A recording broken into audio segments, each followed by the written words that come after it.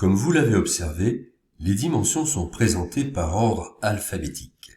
C'est sans doute pratique pour en retrouver une, mais il est possible de les regrouper en super-catégories, qui donneront encore plus de sens et peuvent vous aider à identifier plus facilement celles que vous recherchez.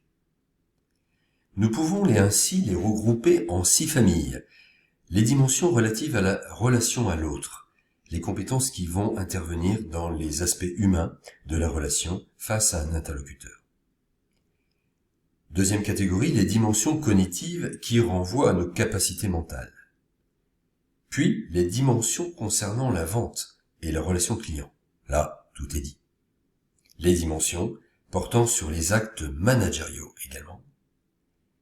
Les dimensions qui s'intéressent au contenu et à la forme de la communication d'un message. Et enfin, les dimensions relatives à la personne. On les appellerait sans doute familièrement les traits de personnalité.